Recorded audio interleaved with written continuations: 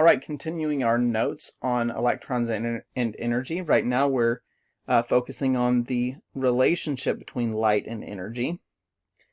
As a substance is heated up, it emits light. That means it releases light. And Max Planck was the person who studied this phenomenon and related the energy to the frequency and wavelength of electromagnetic radiation. So here's an example of what he was studying. If you heat up a piece of iron, so iron before you heat it, it just looks dark gray at room temperature. But it glows red when it's heated enough. And then if you heat it just hot enough, even higher temperatures, you get a blue color. Well, Max Planck studied that phenomenon, and it led him to conclude that matter can gain or lose energy only in small specific amounts, and he called those quanta. Okay, a quanta or quantum is a small amount of energy. It's a very specific small amount of energy.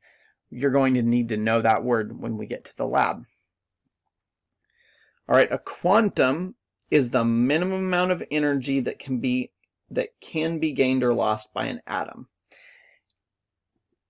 So then he came up with this equation, or it's credited to him at least, the relationship between energy and frequency. And we have this thing called Planck's constant, which is 6.626 times 10 to the negative 34th. You don't have to memorize that. We're going to give that to you.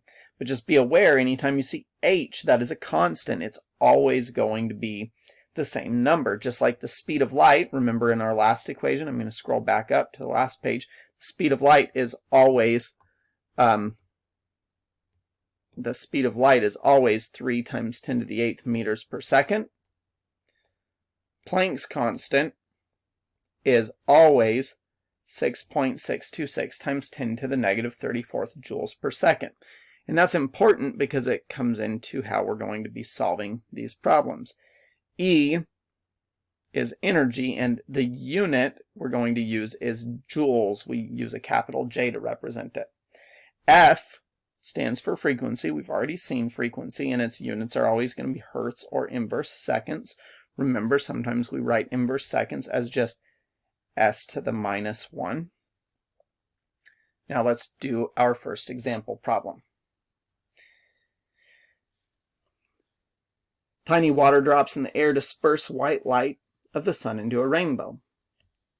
What is the energy of a photon from the violet portion of the rainbow if it has a frequency of 7.23 times 10 to the 14th inverse seconds? Now, I told you it was frequency, but even if I didn't, you should know its frequency because the units of frequency are inverse seconds or hertz. All right, so we've got this equation, E equals HF. That's what we want to know, is what's the energy. So let's write down E equals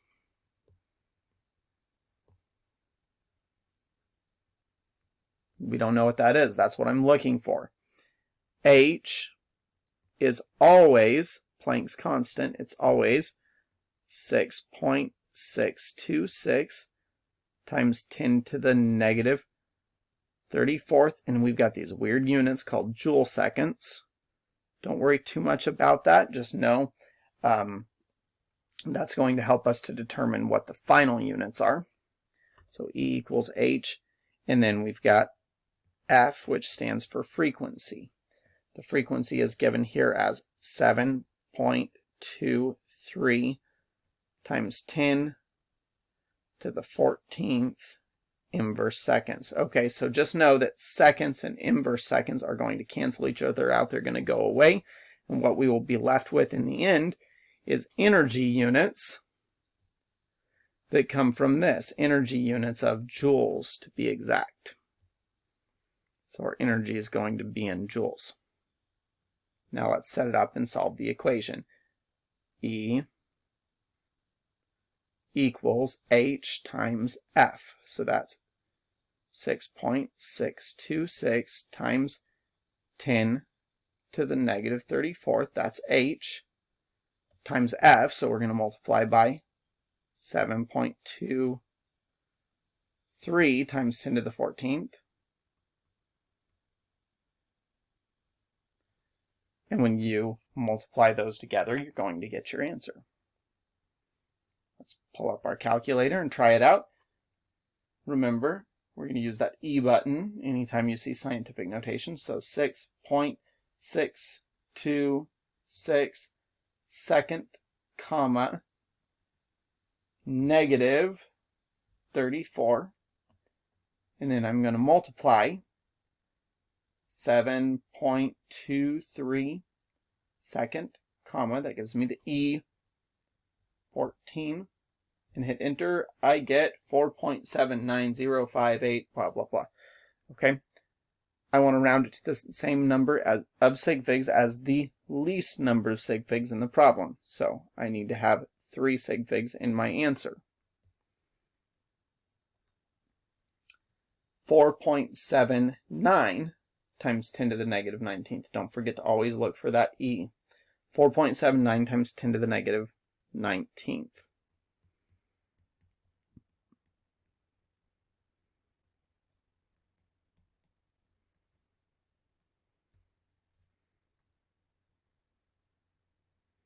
And our units for energy again are going to be joules, capital J. All right, that's it for exercise 3, which is our first example involving this equation. Now let's look at number 4. This one's a little more involved, so stay with me. We need to think through, and in chemistry there's a lot of problem solving that you're going to do. Same thing with physics, a lot of problem solving, and especially if you go into AP chemistry or AP or on-ramps physics. So we need to think not only about what we're trying to solve, but how do we get there? So it tells me the blue color in fireworks is often achieved by heating copper chloride to about 1200 degrees Celsius. Well, that's a number, but I haven't even talked to you about any reason that we would use that, so we could actually cross that out. It's probably a distractor. Then the compound emits blue light having a wavelength of 450 nanometers. There's that word wavelength. Okay, we talked about wavelength. What's the increment of energy with a quantum that is emitted? Really, I'm asking for the energy. What's the energy that is emitted at 450 nanometers? So same number, same units at 450 nanometers by CuCl2 or CuCl. And it reminds us that 1 nanometer equals 10 to the negative 9th meters. All right. I'm looking for energy. So our equation for energy is E equals HF, right?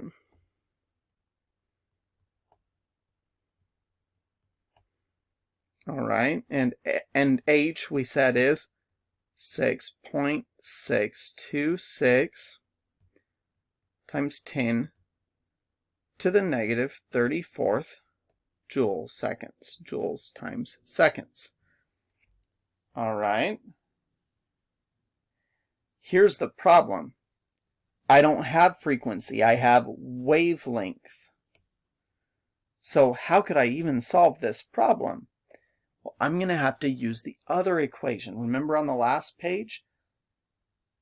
We know how to find frequency if I have wavelength, so I'm going to use that. So this is a problem where we're going to use both equations because I don't have frequency. I'm looking for this, but I don't have this. So the way that I would set this up is draw a line right there, and I'm going to solve another problem down here. C equals wavelength and frequency. Frequency is what I don't know, and whenever I find that, I'm going to put it up there, and then I can solve my problem. Okay, so whenever I find my wavelength, or whenever I find my frequency, I'm going to put it up there. My wavelength is given to me. That's 450 nanometers which is 450 times 10 to the negative 9th meters, right? Or you could say 4.50 times 10 to the negative 7th if you put it in the calculator, but I wouldn't worry about it. We're just going to plug it into the calculator like that. And then C is always the same number, and we can go back up to our notes if we need to check. On the first page, C is always this number up here, 3 times 10 to the 8th meters per second. 3.00 times 10 to the 8th meters per second.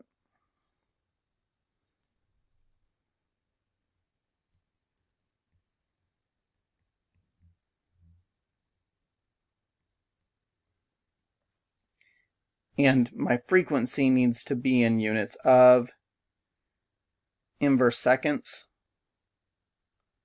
or hertz. Either way. All right, let's go ahead and solve this now. So I have 3.00 times 10 to the 8th equals, remember C equals wavelength times frequency. That's what we're doing down here, and we're trying to find frequency. So 3.00 times 10 to the 8th equals, the wavelength is 450 times 10 to the negative 9th, or we could do 450 e negative 9 in the calculator, and then that is multiplied by f. I want to solve for f, so I'm going to divide both sides by 450 times 10 to the negative 9th.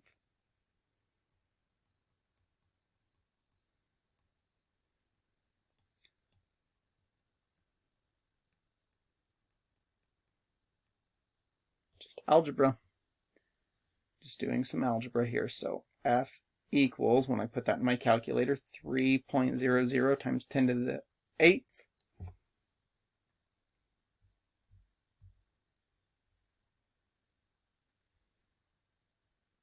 Use that second comma. 8 over 450 second comma negative 9. I get 6.67, or in this case I actually just want two significant figures. So 6.7 times 10 to the 14th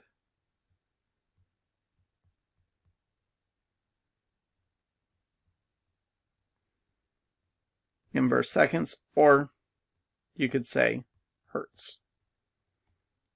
Either way, but that's the frequency. Remember to look back at your question. Is that what I'm looking for? It's not. So I'm going to take that number and I'm going to move it up here. So I'm going to take this 6.7 times 10 to the 14th, and we're going to move it up here so that I can solve for my energy. Okay, so my frequency is 6.7 times 10 to the 14th. Now I want to solve for energy, and E equals H times F. So E equals, now I have H as 6.626 times 10 to the negative 34th. And multiply that by frequency, which is 6.7 times 10 to the 14th.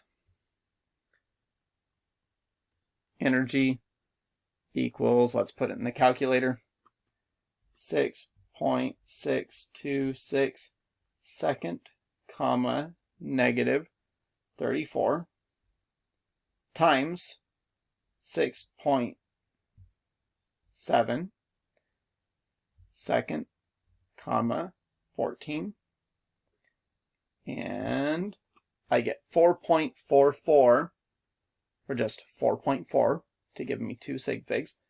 4.4, don't forget to check the end, times 10 to the negative 19. 4.4 times 10 to the negative 19.